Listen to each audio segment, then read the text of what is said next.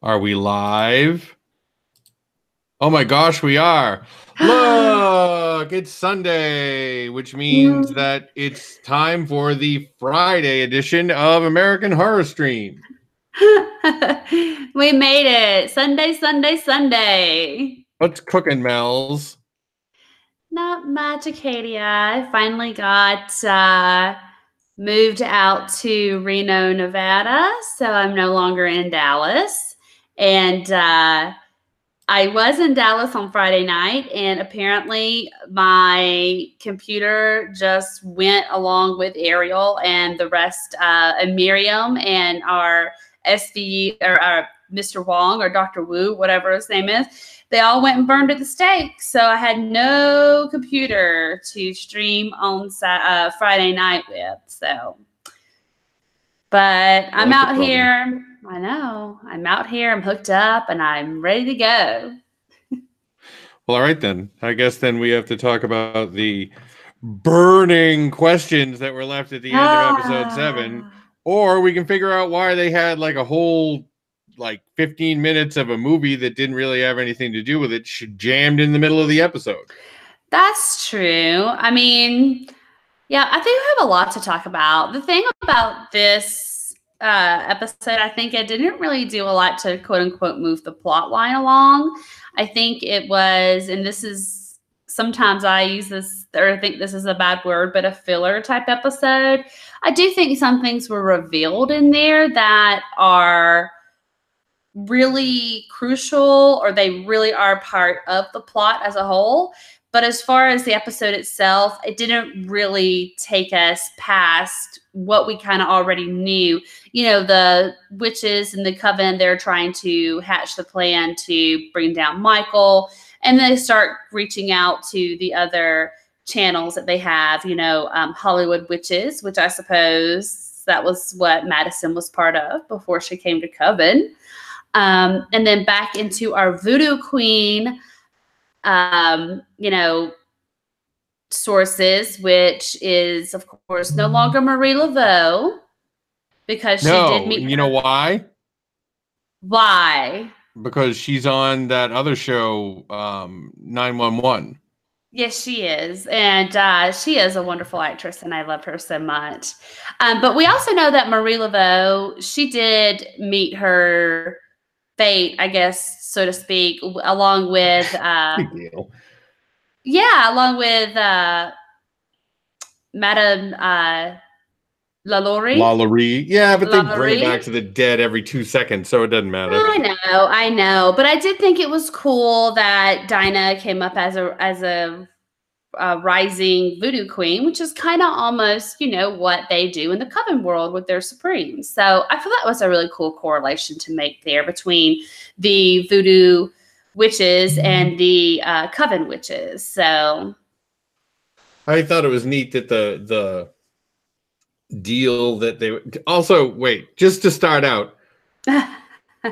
So how much of a badass do you have to be as a husband if you cheat on your wife all the time and the spell she casts on you is to make you like only her, not to have your nuts explode or anything like that?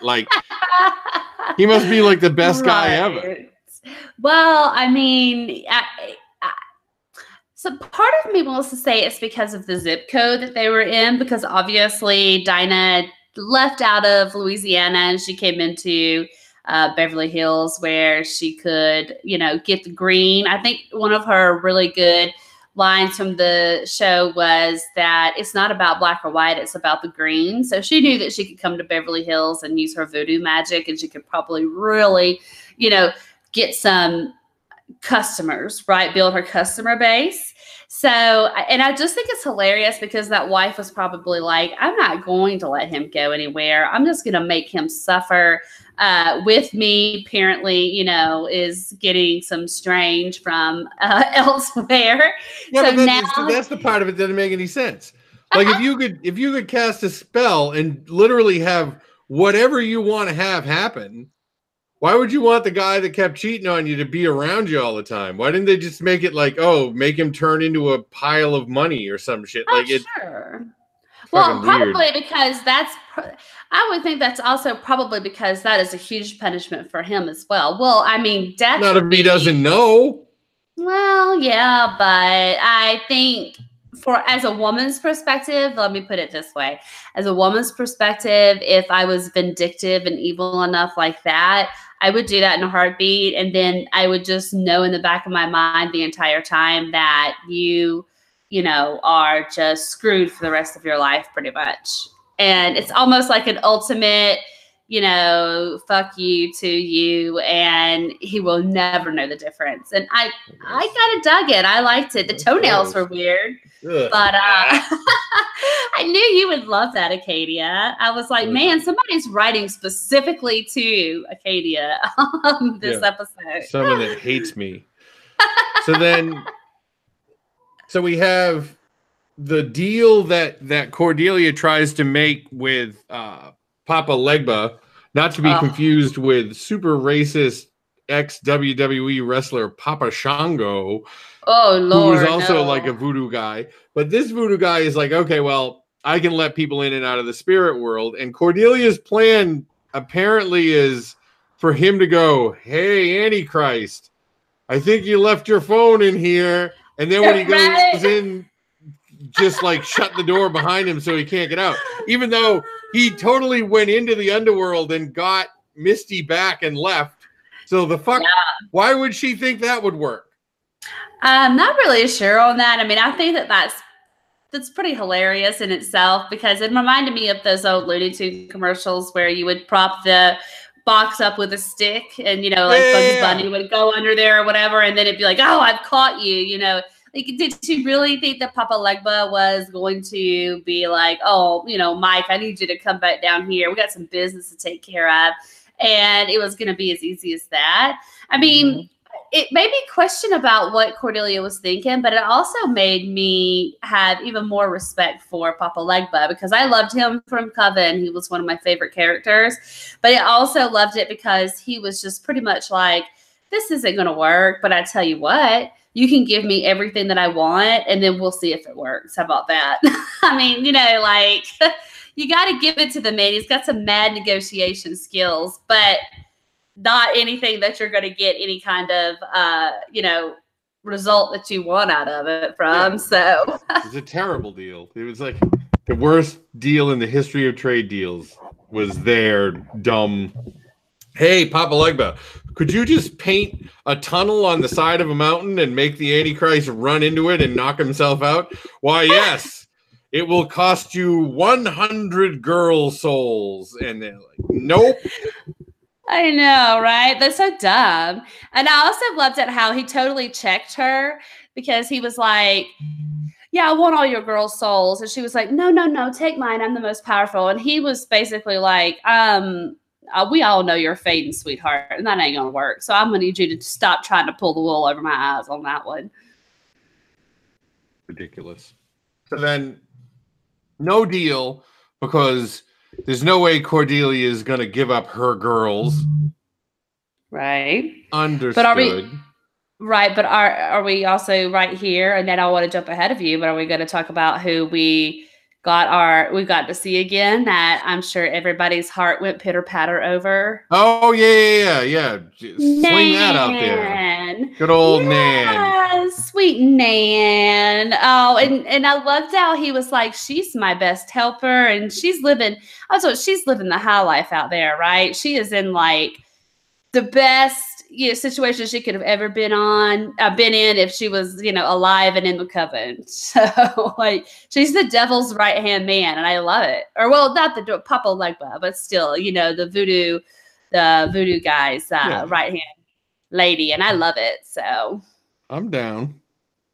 I'm completely down. So then, at least I guess Cordelia was happy that Nan was working. I don't know. It didn't make sense, because then right. they even like the writers were like, all right, we gotta get out of this. So cut to anyway, old-timey movie. Yes. And like, okay, so with the movie part, immediately seeing Joan Collins, and I want to say, and I really want to apologize, because it's been a pretty hectic couple of days for me. I wanted to look into this a little bit more, but I want to say that Joan Collins did a super old movie one time. Well, like a movie, but it was like it's super old. It was from a very long time ago, but it was kind of almost the same type of premise. And I could be wrong about this, but my grandmother loved her, and we used to watch all of her movies, mostly Lifetime.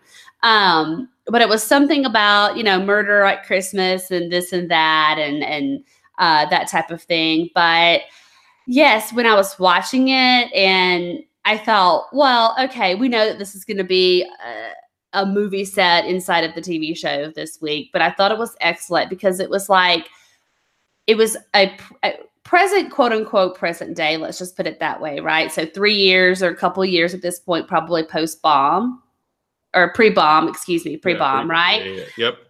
And Bubbles, and I don't even remember her last name, but Bubbles, we're just going to call her Bubbles, was making this movie, which was obviously a true crime movie from the Santa or the Christmas time decapitator, a serial killer from Asylum. Very true. You know what else it was? What? It was a tribute to the 1972 British horror movie called Tales from the Crypt, which was an anthology.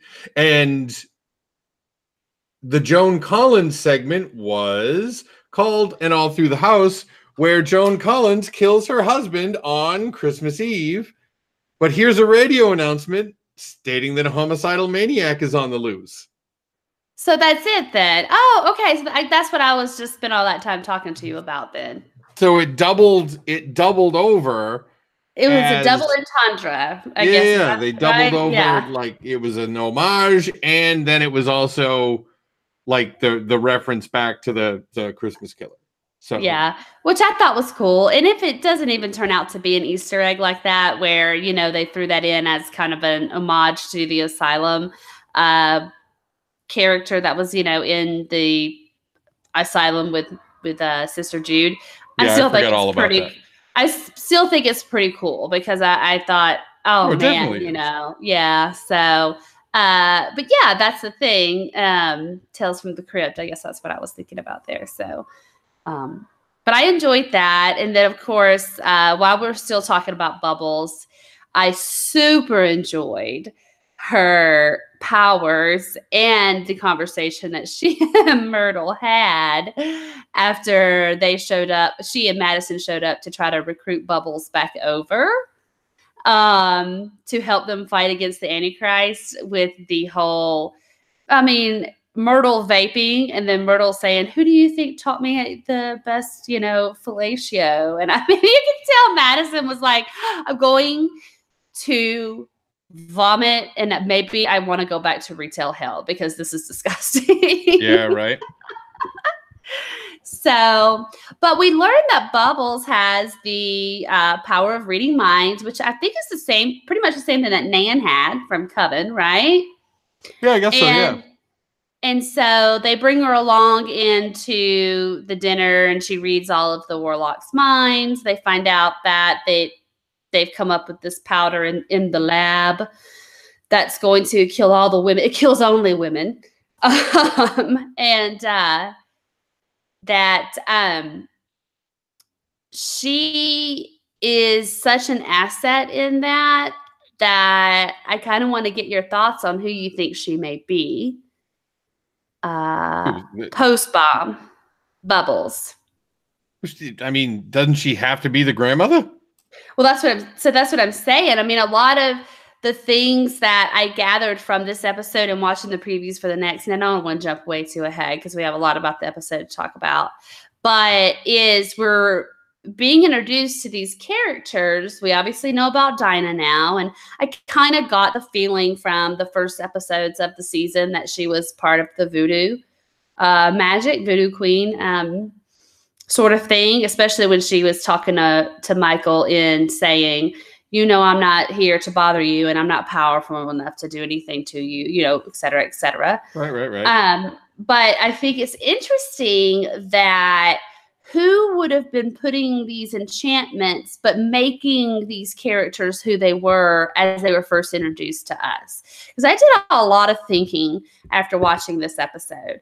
And it's so for Bubbles to have become Nana Evie, but Gallant being her grandson, well, he kind of almost, I'm thinking he's the guy that we're gonna see this coming up week that looks like the Mad TV character, Stewie. Is that his name? Or Stu, or whatever his name is.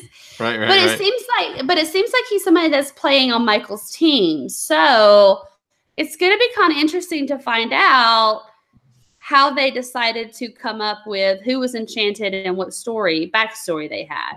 Because it would seem to me that Gallant would have been part of the coven because he and Nana Evie and Coco and Mallory were all together and at Outpost number 3. That makes sense. True. Yeah, Which, I mean, that's jumping ahead. But wouldn't they have brought her back too if she was important, or did she already serve her importance?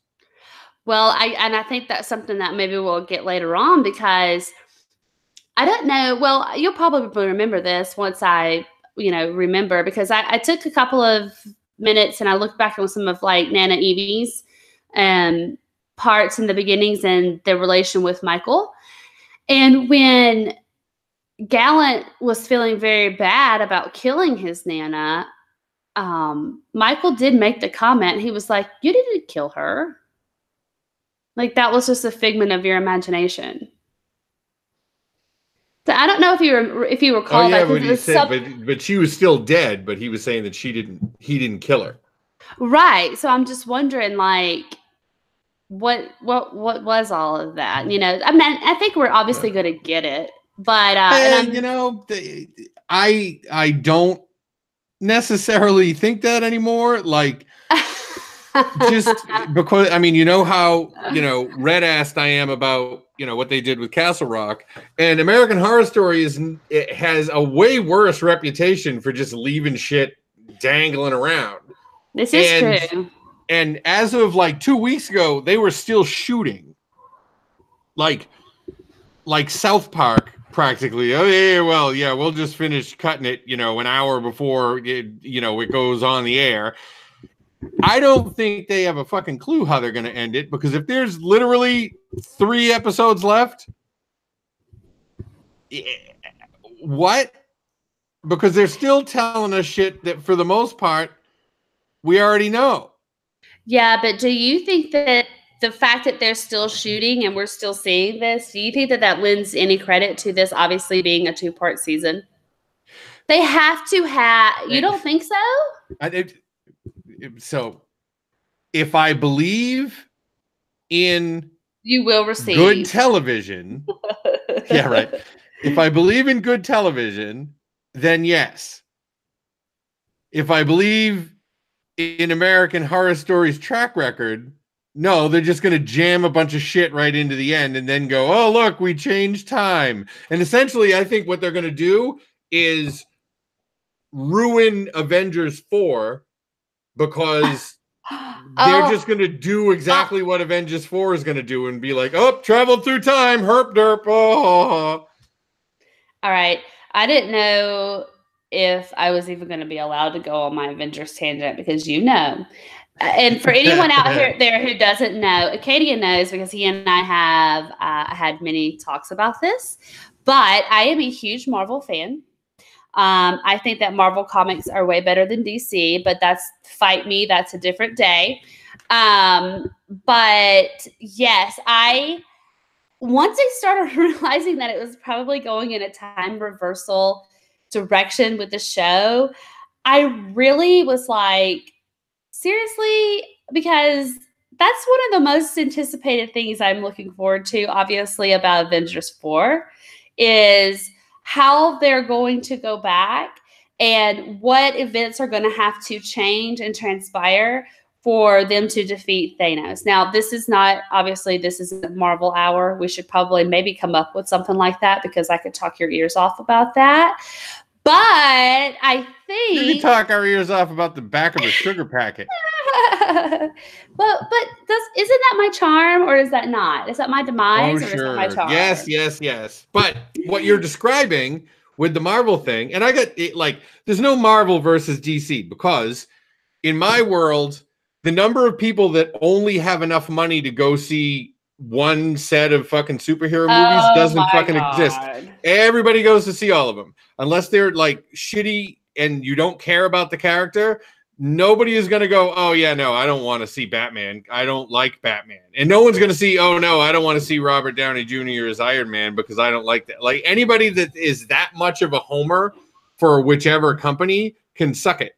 That said, what you just did is 100% right. What you're interested in seeing is how are they going to accomplish the thing you already know is going to happen. And that's Right. different than, oh boy, I can't wait to see what's going to happen. That's a very different feeling. You know what I mean? Like it's and with everything with American Horror Story, it's as soon as they showed us that the witches came back from the dead after the essentially meaningless first 3 episodes, because the Cankerpus monsters didn't matter. Like none of that shit mattered. I mean, if you're going to tell me that they brought Billy Eichner back from being blown up by nuclear bombs just so he could stab Coco in the head, when we obviously know based on future stuff that Coco is extremely susceptible to death just by shoving stuff down her throat. Like, oh, good God. So the I'm just saying. No, I agree with you, and that's why I'm doing this whole like I don't even want to get into Coco anymore. I'm just worried that their plan is, hey, we all know that, and you can go back to the very first thing that the dude fucking tweeted. Remember the what's his name tweeted that illustration? It was an hourglass. It was an hourglass. Yeah. So it's an hourglass, so obviously it's time, and there's witches at the bottom shooting beams up into the top of the hourglass, which is the murder house blowing up into a big nuclear explosion. So, like, yeah, but Acadia, do you think, because this is my whole thing, is obviously I'm going to address what you just said about Marvel and a DC person in a moment because that was offensive to me, but I will tell you this, that I think where the Cankerpus monsters and all that stuff is going to come into play, because I seriously do think this is going to be a 2-part season, or like 2-part season, or like a 2-parter story, let's say, right? The next season is not going to be something completely different. Right. It's going to be a continuation of this. And what I think, and of course I've been wrong because that's been proven before. What I'm thinking though is they're going to go through all this trouble of time reversal. You know, Mallory's going to probably work her magic and all of this is going to happen. And maybe Michael won't be born, or maybe something else will happen. But I think that a very bad outcome is still going to happen. And so it's going to turn into where they might be successful in what on the surface they want to do, but it might cause such a chain reaction, or such a different reaction than what we're looking at today, that it might even prove to be something worse than what's happening with Michael. And those are just random thoughts that I'm having about how are they going to wrap up the next 3 episodes, 1, 2, continue on a story, and then what is that story going to tell? Because if in the next few episodes they start the war, because I think these Cankerpus monsters, maybe the next season is going to be all about present day and Cankerpus monsters and battling the witches and battling whatever they're going to be able to pull up. Because if they have Dinah, they might be able to pull up the dead. I don't know. Well, so now Damielle said in the chat, she says, this whole season is basically a long bottle episode. Yeah. And then, but the tie to Roanoke will be that Mallory is not only a Supreme, but related to Gaga, the first Supreme, and that will be significant in the rest of the arc. Like I that agree. Mallory's more powerful than even like the traditional witch rules say, I guess. Oh yeah, and I agree 100%, Damiel. That's what I've been thinking from the get-go. I've been thinking that she's definitely not just a witch. She's got way more power. She's demonstrated things already that the other witches have not been able to do. And I always pronounce it wrong, but is it Skatich? Whatever Lady Gaga's Oh, I don't know what they just say. Lady Gaga, no one cares. Well, the very first, I think that was the very first Supreme Witch, if I'm not mistaken. Skadoosh. Skadoosh. No, Anyways. her name is now Skadoosh. So Skadoosh, I do think that she's a direct lineage and a direct something with her, and so I'm interested to see where it goes. Part of me is wondering if the last season, which is 10, not 9, but perhaps that's going to be a world that we live in where the reversal happened, but something didn't go back to hunky-dory, hoo-hoo, we're all alive and we're all happy. I don't know. Well, here's something that I would submit when we're talking about that a little bit. Who are the people that you're actually rooting for in any season of American Horror Story? Like, who are the good guys? I mean, I know you don't want me to answer this because I got really ripped when you asked when I started talking about Tate. Don't even, no. As a matter of fact, the FBI has been notified. What I'm saying is there's no goddamn character. No. I know what you mean. Any of the seasons that's like, I'm legitimately just a victim of what is happening here. And except for the girl that got sacrificed, the hitchhiker girl, and randos that show up at the murder house that are just like murderer the buyers. Food. Yeah. There's nobody that's on the screen for more than 2 seconds that maybe Zoe. I don't know though. Zoe did a pretty heinous thing when she went in there and killed that the frat guy that didn't die in the crash, but he's the one that started the sexual assault on Madison. When you really think about it, is there really, because I could sit here and say that I'll tell you right now, I like Cordelia way better than I like Zoe. I don't really, Zoe doesn't do a lot for me because I think she's just one of those people that's just there. And then sometimes she talks, and then when she talks, you're like, okay. I'm not being harsh about her, but I'm just saying, the daughter. So was the it's basically all the ones that Taissa Farmiga plays. You know what I mean? Like her witch was good. She didn't do anything wrong. She wasn't that terrible in Murder House. You know what I mean? She was just kind of bumbling along. Yeah. You know what I mean? Like all that kind of stuff.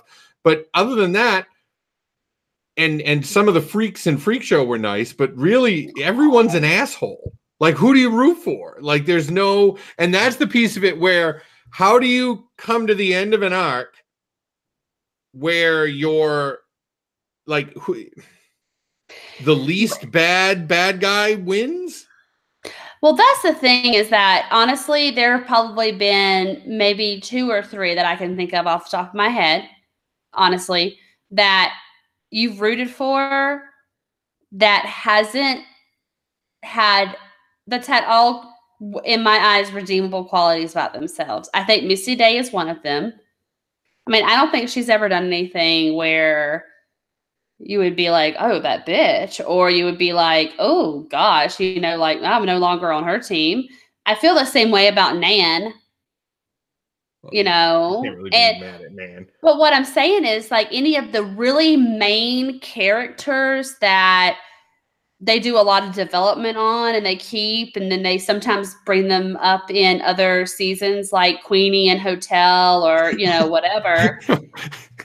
Jackie Jackie said Meep from Freak Show didn't do anything wrong, and we can fight her if we disagree. And I got that's fair. That's fair. Well, that's maybe maybe at the end of it, it's just Meep comes back and is the president. I don't fucking know. Well, or Pepper, bless her heart. I mean, she never did anything wrong.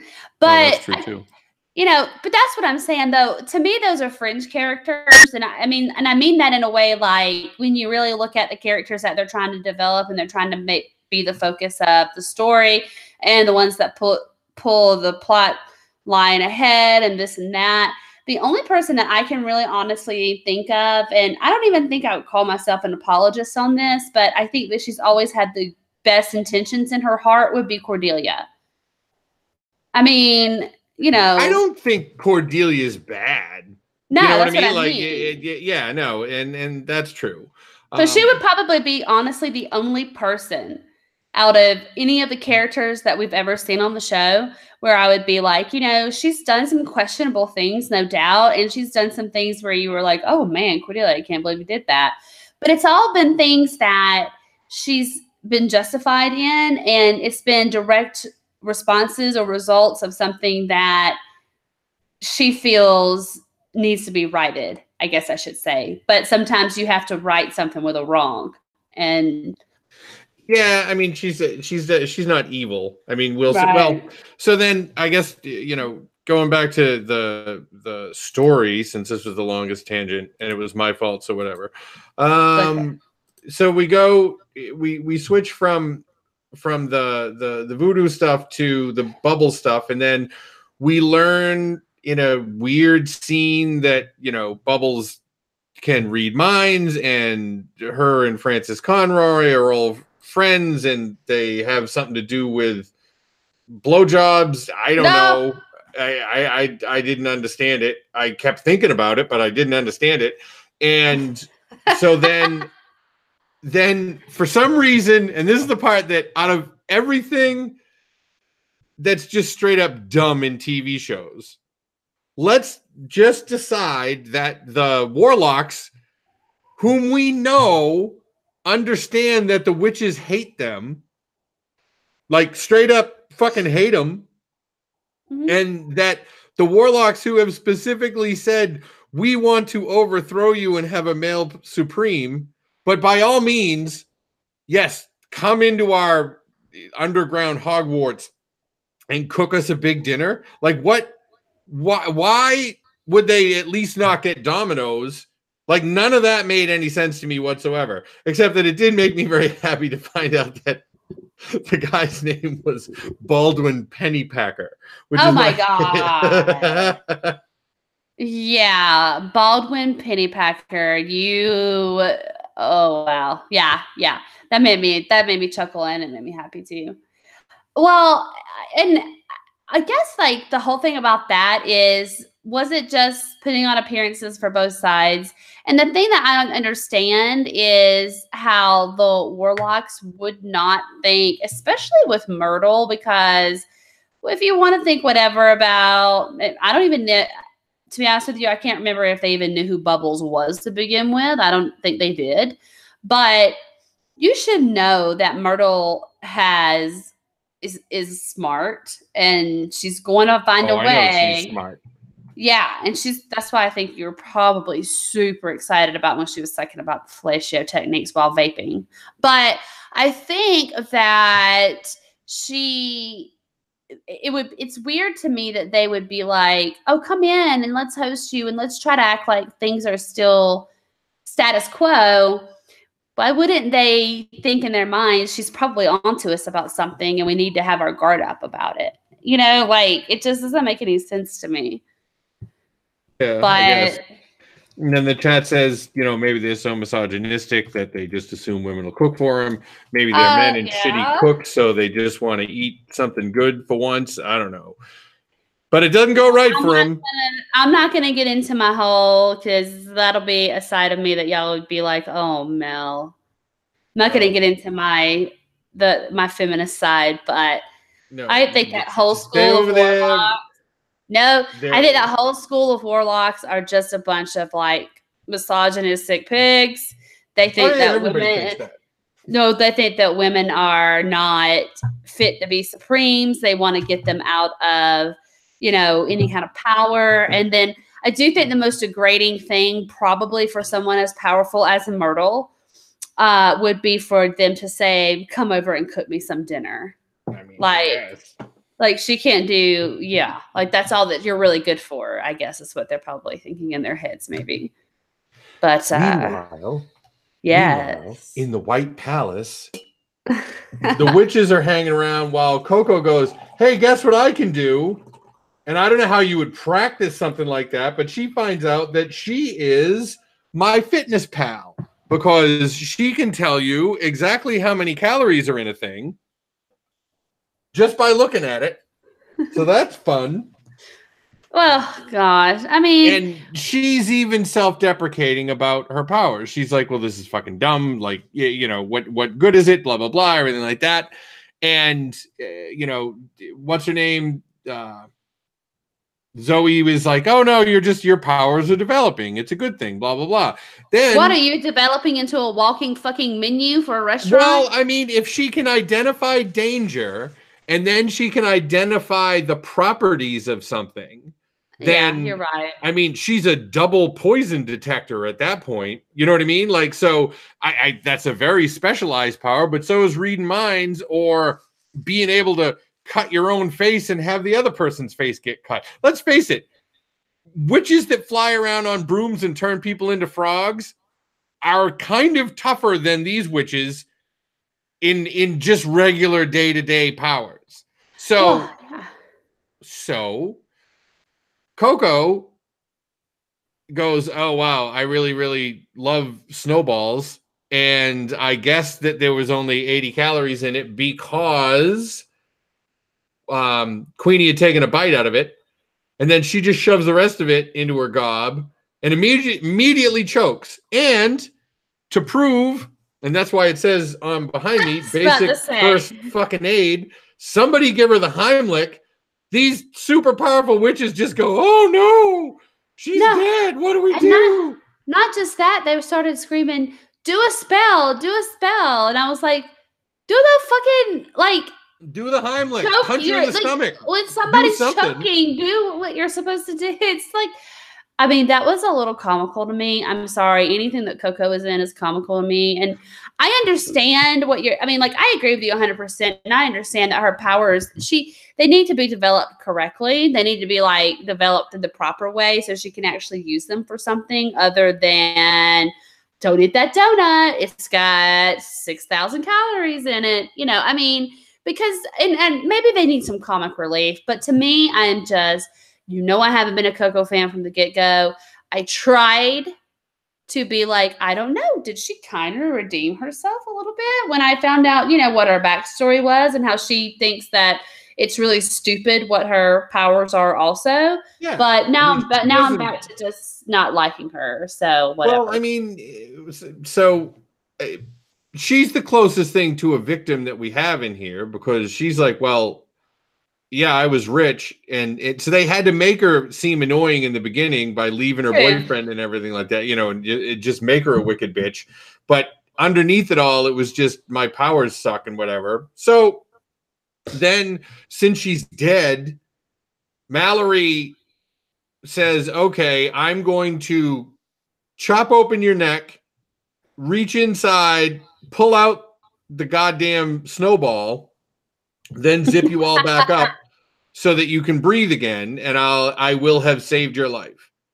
Again, seems like even which way, there's so many other ways you could do it, because if one of the things that they all could do is telekinesis, then just telekinesis the fucking snowball out of her throat.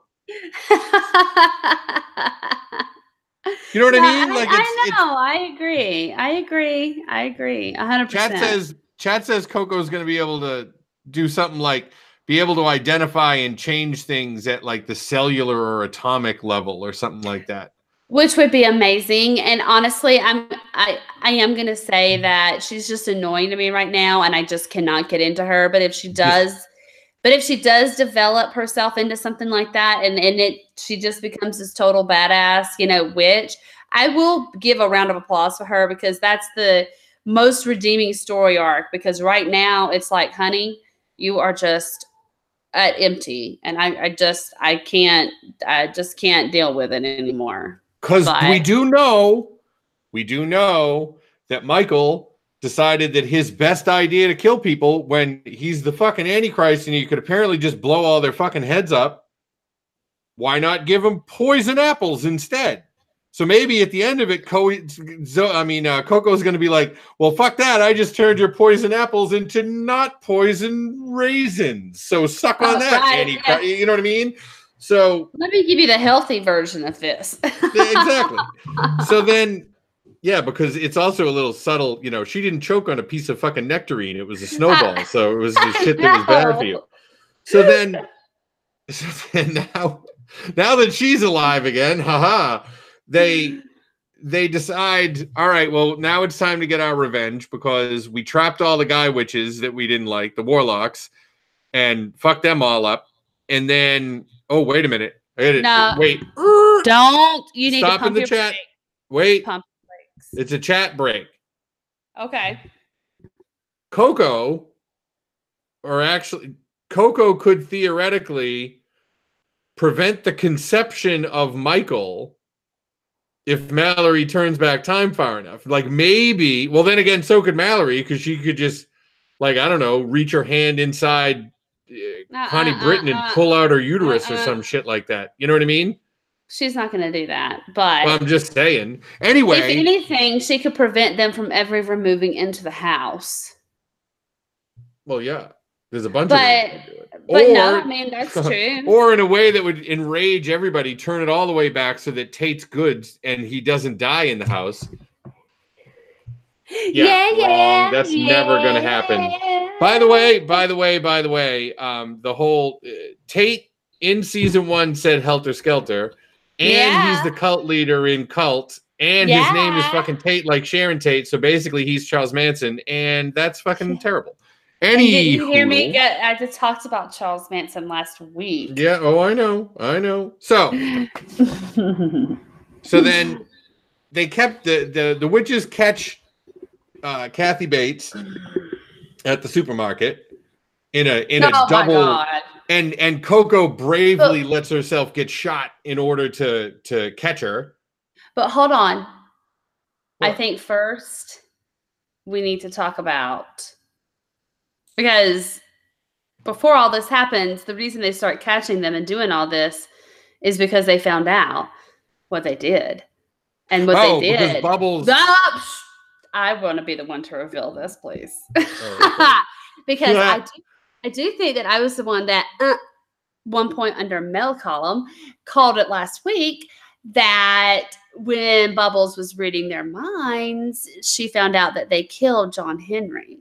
Yeah. And so they went back there. They did their bitch walk with the vape and everything. I was into it. I was loving it. They went, got all of his ashes up. And that was one of Mallory's Wonders tests, but it was a Wonders test that we haven't seen yet because it was a different type of resurgence, wouldn't you say? Like, yeah, kind of. She basically pulled him from a different type of. It wasn't a body; he was a pile of ashes. So a different kind of form back into himself. True. But and then we got the best looking man in the world back on the television screen. And he's a pretty handsome dude. He's more than handsome. Anyway. So then I'll let you continue on because I'll let you go ahead and I'll let you tell like the rest of the thing. And then I've just got one thing about the ending with what happened to Miriam and everyone and just what John Henry's disposition was. I was like, this guy is something more than just a warlock. So go ahead, Acadia. All right. Yeah, I'll just get through the facts and then you can commence to splooging on everything. So so the plan that they have is, all right, now that we've got all these bad guys together, except for the Antichrist, we at least got all his allies, and he made the guy not have a mouth, and that was neat and everything like that. And then invoking it's probably going to come up later, but it also seems really stupid, witches can't kill warlocks, so we need another warlock to kill him. Like, okay. I mean, the warlocks didn't have any problem trying to make the end of the fucking world come in, but yes, by all means, follow your weird bylaws. And Kathy Bates is all like, don't worry about me. My dad, the devil, is gonna fix me up. So fuck all of you guys. And in a little poetic justice, the dude burns her up with gas just like she did to him. Yeah. And then we end up with the witches in the Reservoir Dogs walk, all cool, with their umbrellas, even though it's not raining. And yeah, those are called parasols. Go ahead. Yeah, I don't care. That's to keep the sun out. Yep. Also don't care. Anyway, because they're also wearing big hats. Any hoodle. Oh so now we're ended up with, here are the things that we fucking know haven't happened yet that they have to cram into these things. Number one, we know that at some point Cordelia is going to wipe out the memories of Coco and Mallory. Dinah. And Dinah. Well, yeah, I guess Dinah too. No, not Dinah. No, she just brings her back. She just brings her back. Yeah, so she just brings her back. But we do also know that Dinah, something happens that either, because they didn't really, Dinah was saying that she was a mercenary in the beginning, but also, you know, Dinah doesn't appear, Dinah knows full well that the Antichrist is the Antichrist. She's not disputing that in any way whatsoever. And yet she's also not super seemingly worried about it, because she's still saying, oh, well, you know, I'm not going to help you. I'm not on your side, whatever, like that. So she's still kind of like a double agent. Or is she a deep fucking cover double agent? And she's going to be the one that tricks him into going into the other realm and whatever like that. And then the last one is, when the fuck does Langdon build his robot? Because he's running out of time. I'm curious, but yet I'm not to know how he made that robot, because I mean, we all saw what was on the inside of her when she got shot. And so now that we know what we know, I'm like, oh, I don't even want to know if I'm interested in finding out how he made her. Well, but like, where did the cooperative or the collective or the consortium or whatever the fuck it was come into play? You know what I mean? Like, because there's a lot that has to happen, and it's not just a lot that has to happen in the 2 years between when they're doing all this shit and when the bombs fall, right? But also, they've got 3 episodes to do all this. Well, do you think that, and this is just a thought, because I'm judging by next week's episode, there's obviously some type of, I'm going to go ahead and call it sanctuary, which I'm pretty sure. Wait a minute. Terry just asked a great question. Why would he make a robot of Miriam? Why wouldn't he just bring her back from the dead? Since he can obviously do that. I know, exactly. That's what I'm saying. Like, it makes you kind of wonder how powerful Michael really is, because I don't know. I don't know. I think that there's this way, way more complicated stuff to the story. But yeah, Terry, I really like that, because it's like, if he could just bring her back, because he obviously showed up after she had been burned. I mean, he saw that. Mm-hmm. At the end of the episode. So if he could do anything like what Mallory did and gather up John Henry's ashes and bring him back, and that leads to me also, what I've been saying is, I think Mallory's way powerful than Michael will ever be. But, you know, is that something that he doesn't have some type of power or ability to do, is to bring back someone like that? So he has to, I mean, what if she's not a robot? What if she's like a weird zombie type thing? If she was a zombie, she wouldn't have been able to drag the horse, and she wouldn't have had milk for blood. Nah, she's got to be a robot. Robot. Okay. Hey, I'm just saying. So then So those are the things, but those are the things we kind of know that a robot has to be created. But whether it's, did the Satanists do it, to help Michael because they love him so much? That gets said in the chat. That's I'm sorry. Who was the traitor? The whole goddamn episode was called Traitor. Who was the traitor? I think they were trying to figure out that the Warlocks were the traitors because they killed their killed their own, right? But what's her face said, Cordelia said there was a traitor in the White Witch House. Remember? Yeah, I don't. Ooh, well, they don't tell you that. Then they don't tell you that yet. See, I mean, it's fucking annoying, isn't it? Well, it's annoying, but it's also to where, and I think I said this earlier when we were started streaming about the earlier episodes, is where I really, because I gave like one of the first episodes like a 4 out of 5 or whatever when we're doing those cube mellows, and I said I really hope that I still feel this way after the mid season episode. Now, I'm still loving the episodes, don't get me wrong, and I'm still really enjoying the story that they're giving us and everything, but it's what I always fear about them, and they're doing what it is they're getting into the weeds too much for me, to where now I'm like, okay, either you're just setting up a shit ton of stuff that's not going to even be recognized or resolved until another season, or it's not going to be like what you're saying, how we could talk about Castle Rock, but and that's kind of, I don't want it to end that way, because I think this has been such a phenomenal season that I don't want it to end with a lot of loose stuff that if they come back with a second part of this story, it has to be something so completely different that they don't ever revisit those things, if that makes sense.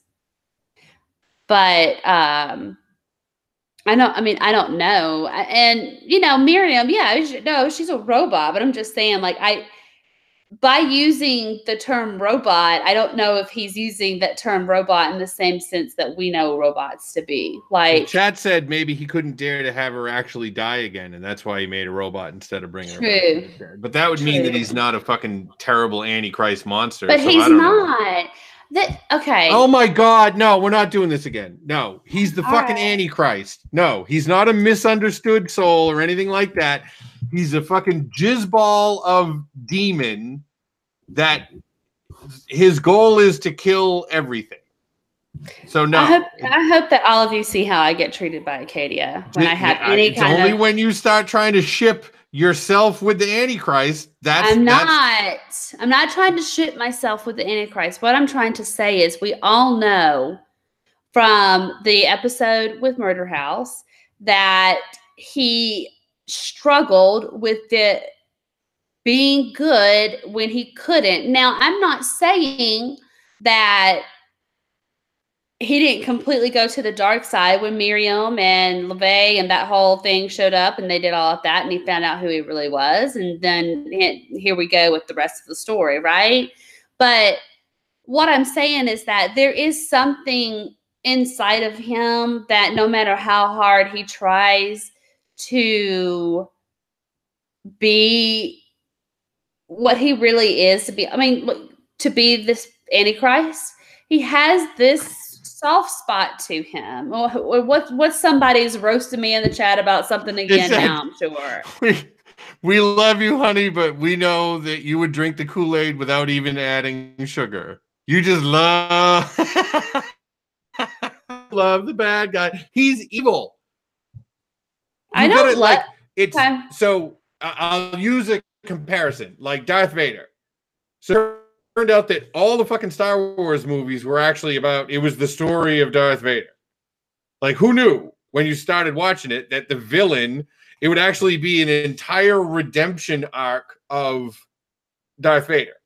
Makes complete sense. Because when Darth Vader was born, he was born to a mom. And he was just a little kid who liked building stuff and built C-3PO and blah, blah, blah. He wasn't the literal son of Satan, conceived by a demon raping a mortal, who murdered somebody when he was like 3, and who kept killing shit to the point where his legal guardian had to make a whole garden to fucking bury the animals that he murdered.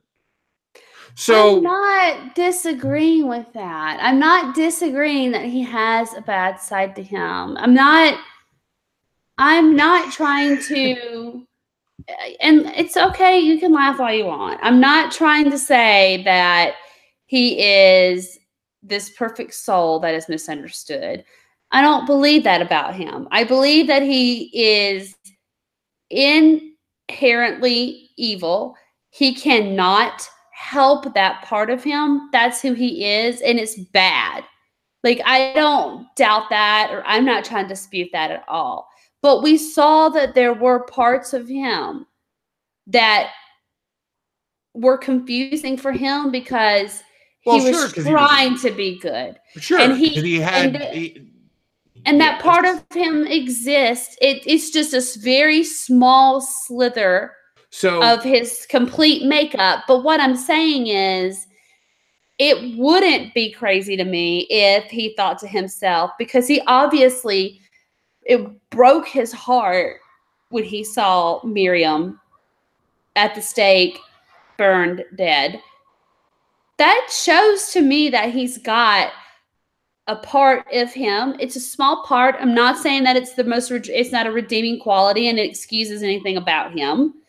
But, and I'm not going to go on another tangent because, again, I know that was like, the worst moment of my life for everyone.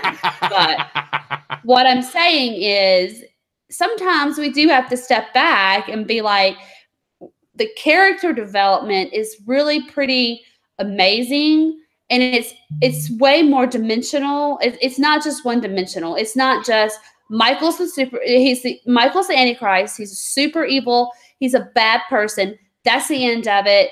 And we can't think anything else about him. That he's got layers to him. And it's because he's not just he wasn't just born of something purely evil. He was born of Vivian also. Well, right. And so I'm just going to lay it out to you as a question. Do you feel like in the show they are trying to make him theoretically redeemable? Because the chat just said him being half human means that his evil is, at least in part, a choice. So we can't have it both ways with him. If so he feels bad that Miriam died. He felt bad when he was a kid that he was not making his surrogate father happy or whatever like that. But then he was just like, nah, fuck it, I'm going to kill everybody. So the only question that to me actually matters is, do you think the show is trying to imply that he is redeemable? Yes, but in a certain way. I think the show is building him out for you to be like, he's definitely bad.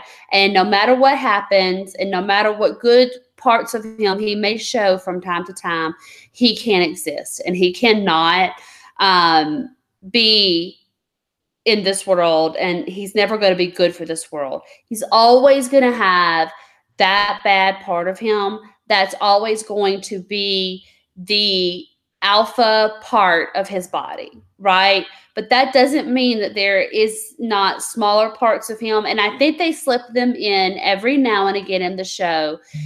Like I said, to me, that's like a really good display of character development, because it's trying to show you that he gets conflicted about. No, not all the time. And it's not a daily thing like, oh God, I really need to get up and I really need to end the world today. But there's this part of me that knows it's wrong. No, he gets up in the morning and he says, I'm going to end the world. And that's what it's going to be. But that doesn't mean that I don't love Miriam and I can't cry when she's killed. Yeah, so who cares? Hitler had a dog. Like, big deal. Like, so... We're never going to agree on this. So the thing of it is that there's two things, and Jackie in the chat's yelling at me for calling him a jizzball. Here's what I'm going to say like this: Yeah, Michael's not an onion. He doesn't have layers and everything. If Michael was played by Danny DeVito, ain't none of you guys would be talking about how tortured his fucking soul was. Full stop. They'd be like, oh no, he's fucking evil. Look at how short and gross he is. Obviously, he's bad. But since he's so pretty, and I'll admit, he's a pretty dude, of course they've got to bring in the whole, we have to engender some sympathy for him, because the other part of that makes sense within the confines of the show is it's easier to get followers if you are pretty. Like that, I mean, Jim Jones wasn't really pretty, but even so, in general, so. I was about to say, I think you need to try to find me one cult leader that was very good looking. Hey, David Koresh was pretty good looking. Well, if you're into that. You just said one. Ha ha. So if they try, here's the thing that I'll be bothered about. If they backwind it all the way to making Michael not exist, okay, they saved the world. But they didn't really save the world, because whenever you get into any Antichrist nonsense like that, then you're dealing with prophecy, and prophecies always come true even when you think they're not going to come true, blah, blah, blah, or anything like that. Yeah. What would make more sense to me in the show is that they backwind it to make him, they take that little time where he was like on the fence and whatever like that, and I don't know, fucking go have a catch with him in the yard or some dumb bullshit like that, so that like he does become good, or instead of Constance becoming his guardian because she's an evil bitch, that they have somebody else be his guardian. So you know what I mean? Another thing. Well, that's another thing. Is like, ooh, I don't know, because I still think that he's dominated more by his evil side. But if you looked at, or like with his murder household story, he liked to play, like you just said, catch with Ben. But then Tate came in and took a big shit on his head. And then he set the new homeowners on fire, and Ben took a shit on his head. And Constance never shit on his head except for when she killed herself. But that wasn't like, because he tried to strangle her because she wouldn't give him a glass of water. But what I'm trying to say is she was the enabler of the bad behavior. So yeah, I mean, what she should have done is fucking put an ice pick through his head when he killed the fucking nanny when he was 4. She knew what he was. She knew. That's the thing. Yes, she was an enabler, but you're not going to go, oh, you know what? You're the Antichrist and you kill fucking cats every day. So what I'm going to do is I'm going to send you to a group counseling session and see, like, it's never going to happen. So she knew. Everybody just, so as far as the show is concerned, there has to be conflict in the show. Michael's the bad guy. The witches are the good guys. Full stop. They're not going to fucking swerve it. And the one that's a wild card is, what are the voodoo witches all about? Like, whose side are they on, or do they even have a side? They're not on a side. They're on their own side. I would agree with you on that, because if they could just go, hey, Papa Legbo, why don't you just let us come down into your realm where apparently the Antichrist can't get you, then they would be safe. And what do they care then? You know what I mean? Like they're out for the good of their own. So whether that means that the coven is continuing to be in control of the witches and warlocks and that whole like part of the world, or if that means that an Antichrist Alpha is in charge of, that part of the mythology or whatever you want to call it, they don't care as long as they are going to get what they want, and they're going to continue to do magic the way they want to do it, and that's just the end of it. So no, they're totally like, oh, we don't give a shit if it's the good or the bad. We want to do what we want to be able to do, and that's the end of it. So if we need to be over here with the coven people because that's how we're going to get what we want, that's what we'll do. But if we have to get over here and we have to support Michael and the warlocks and the end of the world, then that's what we're gonna have to do. Who cares? Because they have Papa Legba. That's the thing, is they have Papa Legba and they have all of that. They don't need the they don't need things that the coven needs in order to have harmony and balance and all of this other stuff, if that makes sense. Yeah, it kind of does. So but then before now, I was going to say, before we wrap up, I do just want to say, I thought that nothing could get better than watching, I don't know, Constance dancing and being like so totally Constance in Murder House. I can't think of anyone in Asylum that I thought was really cool, except for, I guess, Sister Jude doing the name song. But Coven, Fiona, like, being like, this is where I step in, take charge, and get shit done, right? No, I didn't think there was anything in this world that would top the Countess, anything that she did in Hotel. But when John Henry walked his ass up and looking fine as aged wine, and he lit them on fire, I'm going to tell you right now, that became the top moment of the whole series? Of the whole series. One of the top. I'm going to say one of the top moments. It wasn't the top, but one of the top moments of this series, in my opinion, of all time, because he was badass. He was looking at them like, bitches, I am back, and now you are the ones that are done with. And the looks on the warlocks' faces when, they saw him. And that's what I was saying earlier about, I think that John Henry, I mean, he was able to be killed. I don't know if he wasn't so tough to start with. Like, no, just like, oh, I'll help you with the gas. I'm not going to get into everybody having a nice side of them, Acadia, because I guess some of us are liking that. But anyway, I don't know. No, he's nice. I'm just saying he wasn't super powerful. Like, you know what I mean? Like, he didn't. Well, he couldn't sense danger and stuff like that, sure.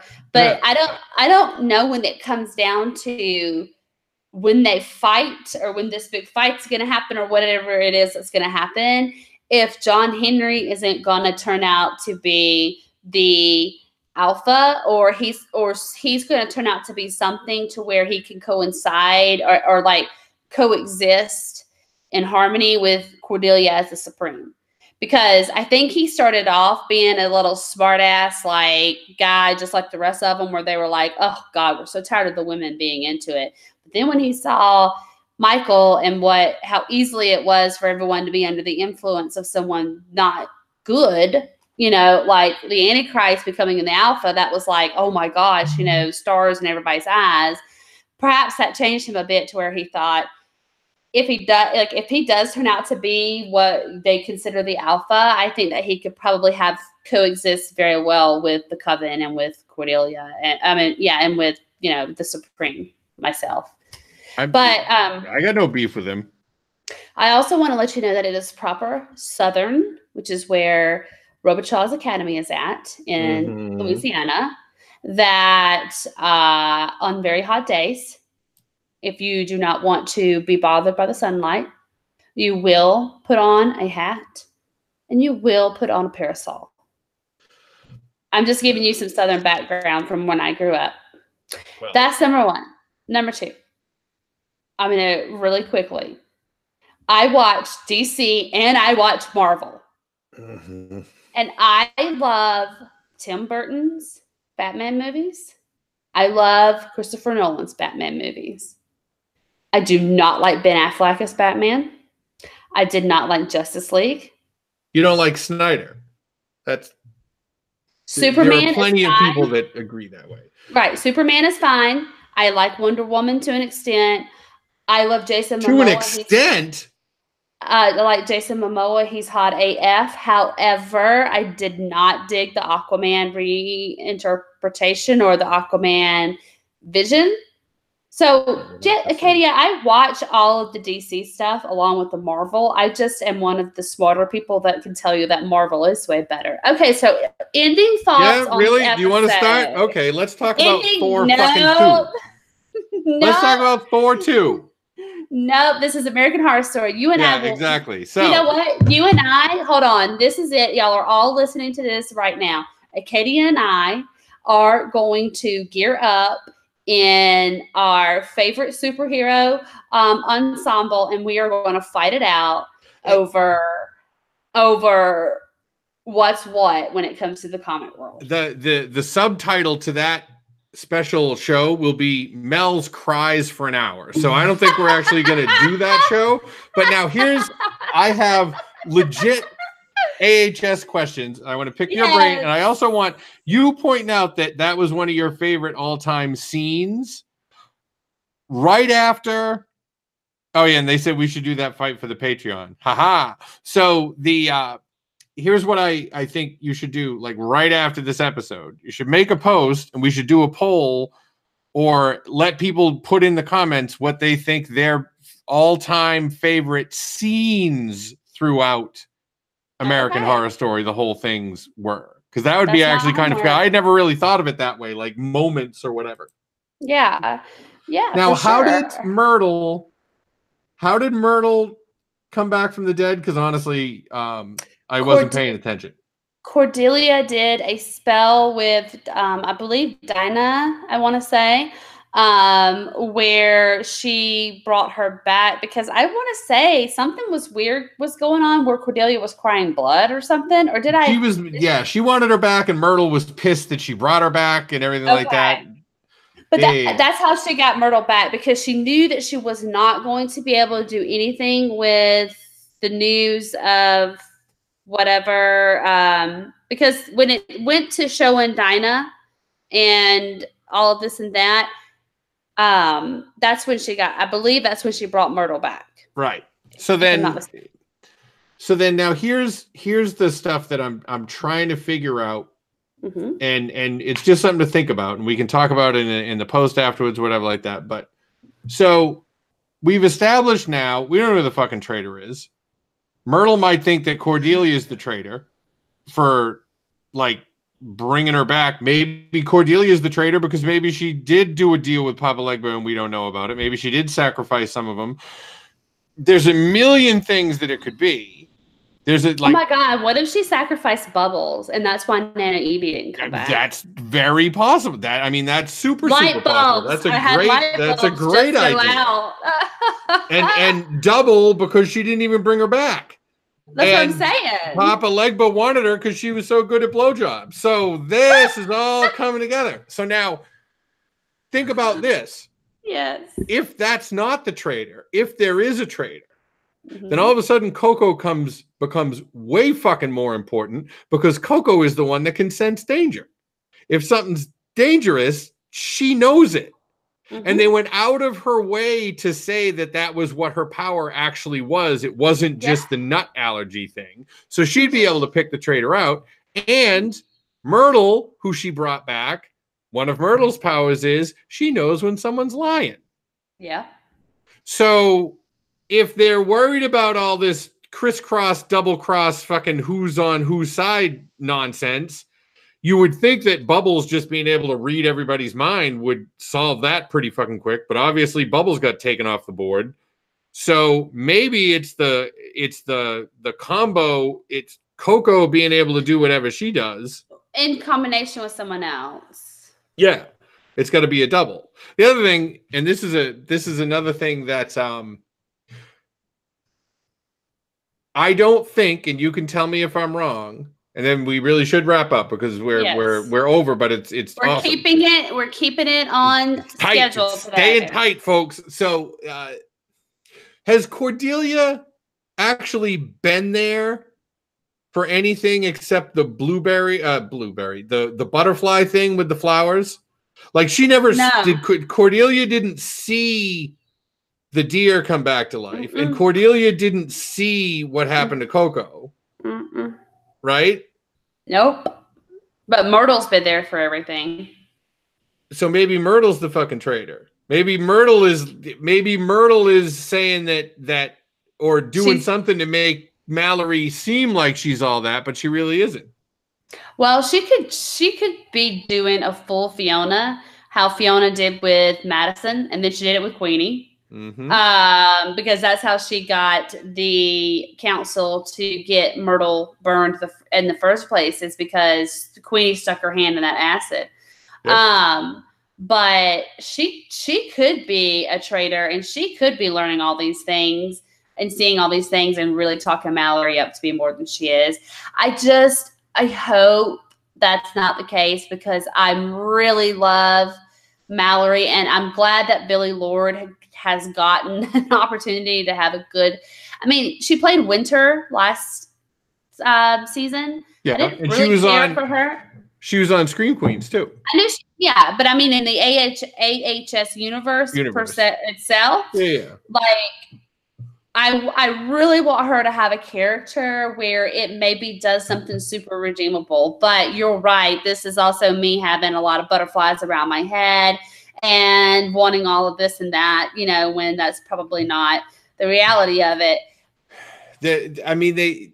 It makes sense. The straightforward idea that Mallory is super powerful, that nobody has experienced before, makes sense, because they have to do something that's going to make the fight with Michael seem worthwhile. Exactly. You know what I mean? Because just regular witches aren't going to be fucking anything, because you can kill them with a fucking apple because they're dumb. Like, you know what I mean? Like, or fucking snowballs. Like, they're just easy. Basically, just keep feeding them. They'll choke eventually. So the having to create, and this is kind of a, I'll compare it, even though it's not a fair comparison. If you compare Buffy, we already knew how powerful Buffy was. So every year every season they had to come up with a big bad that was going to come up to her level and make it seem like it was a fight. And that's like the most difficult thing to do with, like, Superman. How do you make someone that can fight Superman? True. Why did they make the first scene of Avengers Thanos just kicking the Hulk's ass in a fist fight? Because they had to establish that this person was, that they were tough enough to make there actually be stakes. That makes me think that the Mallory thing has to be real, because otherwise it would be no fight. But it would be a sweet fucking swerve if they've already established that we're going to make people think one thing instead of what the real thing is in order to save the world. Number one. Number two, just because they brought Coco and Mallory and Dinah back from the dead does not mean that Cordelia is done making people think one thing instead of another thing in order to save the world. 100%. You know, I'm with you. That's 100%. really fun for me. That's fun. Yeah, and that I think that's the thing that I'm really looking forward to, is what is the twist this year, because we haven't really gotten we honestly haven't gotten a twist. I mean, it's been pretty easy for us to figure out that Mallory is more powerful than a normal witch, and so there's got to be a switch. Yeah, because like last year, even though I did not think that the whole twist with and I don't remember the character's name, so I didn't pay attention to it that well last year, to be honest with you. But Sarah Paulson's character being in the cult, in the cult, and doing all that, and but there's definitely got to be some twist, and so I'm hoping, or if this goes on to be a 2-part story, okay, I'm hoping that we get the twist at the and a lot of people don't like cliffhangers. I don't want to go into Walking Dead, but of course, whenever Negan first showed up and it was like, Pee Pee Pants City, and we had to wait the whole, year for like 7 years for it. It was bullshit. A lot of people don't like those types of cliffhangers. I personally do, because that gives me a lot of time to try to figure out what's happening. So it would, in my opinion, be pretty cool if we ended up with that twist being like the end of this season, and then next season is going to pick up with, oh shit, this was the twist, and now what's fixing to happen from here on out. Yeah, that would be. But, I hope. It comes down to everything else we watch and everything else we do. Like, I hope that whatever they decide to do with Avengers 4 surprises us and makes us go, wow, I never thought that they would be able to pull this out and make it worthwhile. Because and it's the problem that everybody had with it. Like when they killed Superman in Batman vs Superman, no one on the fucking planet thought that Superman was going to die, like that wasn't going to come back. Exactly. And as sad as Tom Holland was when he was like, oh, Mr. Stark, I don't feel so good. They had already announced that the new Spider-Man movie was coming out, so no one thinks he's really going to die. So the challenge is isn't that supposed to be predated, though? No, that's the thing. Okay, so the new Superman is after. Yeah, well, yes. Well, no, when Superman in the Justice League continuity, he died in Batman vs. Superman, and then he was dead in the beginning of Justice League, but no one thought that Superman was really going to be dead because that's just I'm talking about Spider-Man. In Spider-Man, they announced the sequel to the Spider-Man movie that was going to take place, the Guardians of the Galaxy 3, Black Panther 2, and Spider-Man 2 were all like, hey, these movies are going to come out after Avengers 2. So who fucking cares that they died? Because we know they're going to come back because there's other movies. They're not going to just go. Well, right. But what I'm saying is the stories that are going to take place in those movies are pre. No, they're all post. Snap. So they're all post snap. Yeah, they're all post snap. I see what you were asking. Yeah, no, they're all post snap. That's the wacky even thing Guardians about it. 3? Yeah. So they're so we know. Oh, that just is stupid. Like that's what pisses me. I'm fixing to go on a very 2-minute tangent, and then we can wrap up. This is what pisses me off about shit like this. Okay, I'm just gonna just be 100% me and honest.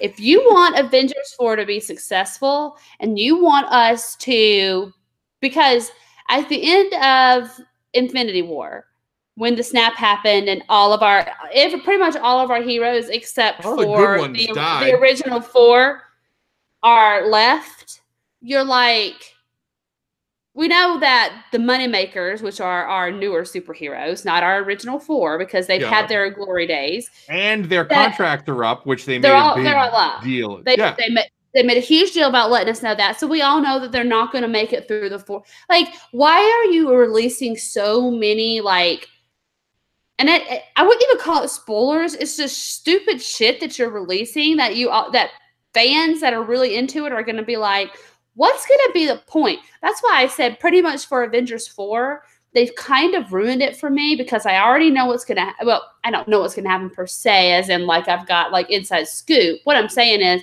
we all know they're going to do a time reversal. We all know that 1 out of 10 billion odds that Doctor Strange told us, that's going to end up happening, and the harmony is going to be restored. Some of our heroes are going to be casualties, and then life is going to go on. But couldn't they have waited and been like, now these 3 movies, Guardians 3 and Black Panther 2, and then Spider-Man 3? No, 2. 2 with this Spider-Man. Okay.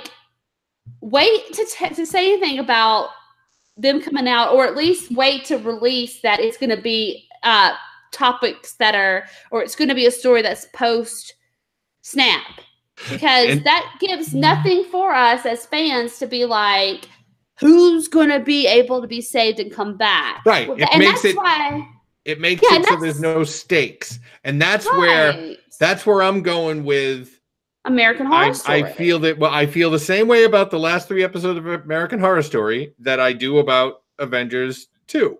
Because it's not like they didn't know that that's what they were going to do. It's not like they didn't know that they were going to bring these characters back when they killed them off. Avengers so they 3?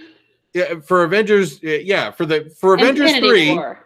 Yeah, for Infinity War, they knew they were going to do this, and they knew they were going to undo it. So it wasn't like they were like, oh no, what are we going to do? Black Panther's dead, and his movie just made $1 billion. Uh-oh. That's what I'm saying.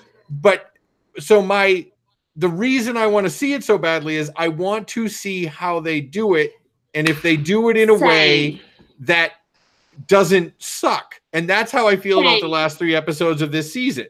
They're saying in the chat right now, the Taissa Farmiga has basically done nothing. She's existed to exist so far. Is her character going to have anything to do with anything? either of her characters. Right. Like, how are they going to make it matter since we know it's getting undone because of what happens with the interview in 2022? We know, just like Infinity War, that it's going to get undone. So they have to they have to do it in a way that makes it matter. That's what that's what I want to see. The interview in 2022 with Billy Dean at the Cortez. Right? Yeah. 2, we just got, and this is another thing that's part of my Avengers tangent that pisses me off, is the leak that the Murder House ghosts are going to be back for the last episode. I didn't even know that. So Jessica Lange is going to be back. Yeah, they literally just put, I saw this on Instagram. So Jessica Lange has signed up to come back for that. Dylan McDermott.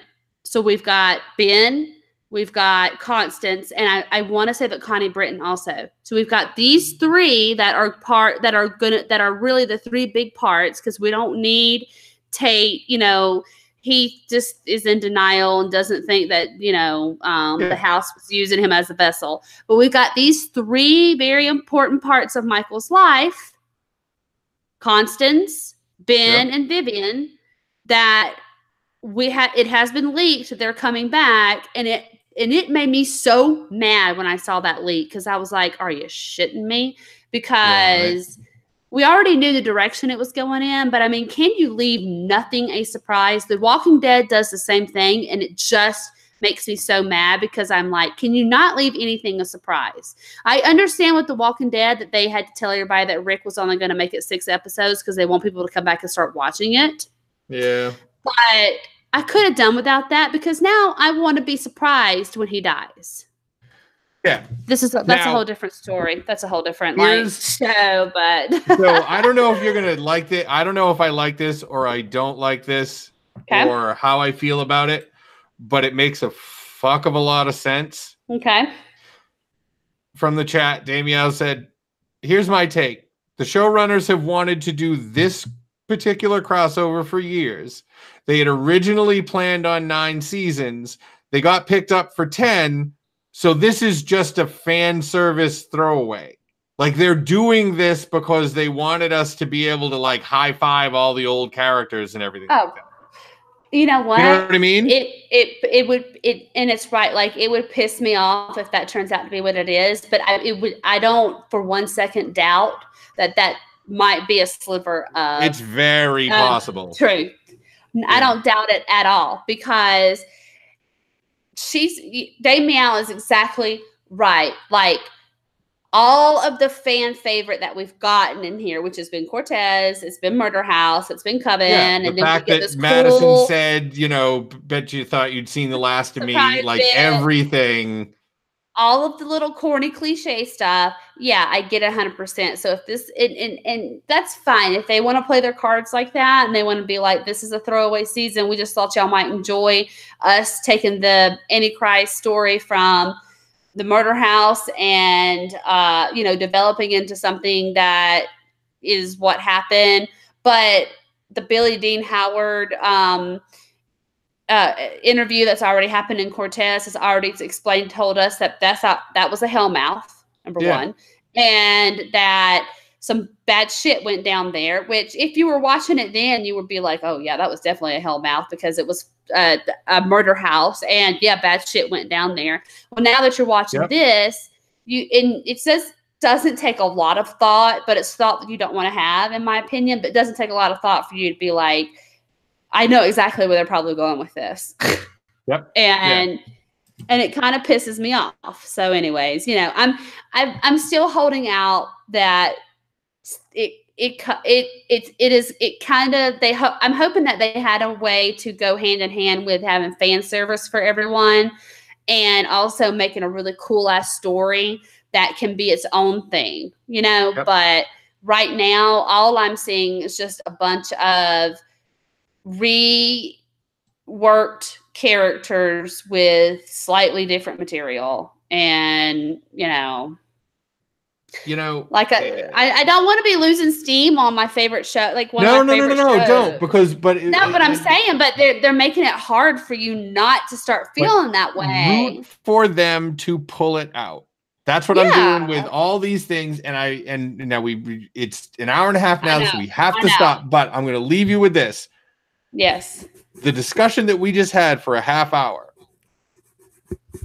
You know when you don't have discussions like that? Game of Thrones. Because George R.R. Martin will just kill motherfuckers in like 1 second, and he doesn't even care. And one of the reasons we love that so much is because there are legitimate stakes. Yeah, no, I agree 100%. I mean, and that's how you can end the show successfully tonight or this afternoon, because you're 100% correct. Like that's, if you don't, you put stakes out there for it to be like, holy shit, literally anybody could die in any episode, and somebody you hated can all of a sudden turn into somebody that you're rooting for, and the person you've been rooting for this whole time is someone that you absolutely hate. You know, I mean, so yeah, you get Game of Thrones in 2 seconds flat. So yep. All right, everybody. Well, it's been wonderful. We love you the most. We love y'all. I do want to do my whole spiel. I want to let y'all know that I really appreciate you tuning in today and hanging with me and hanging tight with me until I can get my new computer in. And just taking your time out of this Sunday afternoon to just hang out with us, because it means the world to us. So thank you so much. Yep. And then don't forget to put that poll up, because I want everyone to comment, because I actually am legitimately interested in seeing what people think their favorite things are. That's right. And also, don't forget, we're doing a very special instant reaction this coming week, right, Acadia? Yep, because it's Halloween. And so make sure you tune in for that, because one of us, and I'm not going to say which one it is going to be in a costume, American Horror Story, and it's going to be their favorite character that they've had in American Horror Story thus far. So if you want to spend the next couple of days wondering which one of us it's going to be and what character it could possibly be, tweet at us, let us know what you think, and then don't forget to tune in on Wednesday the 31st for our very special instant reaction. Yeah, and by the way, not for nothing, I realized that I'm already wearing a costume because I'm dressed as Dr. Doom. Oh my God, you're full. You are. Right, I am. And go to the gallery and comment on all the posts, and especially look at the costume contest, because we are accepting entries until next Sunday. Yes. So make sure you get your entries in, because we're super excited to see what y'all come up with, and can't wait to vote and see who had the most creative and outstanding costume this year on the Superficial Gallery contest. So yes, I'm going to be dressed as Moira. That's it. This show is over. Well, damn. Bye. Who did that? Bye.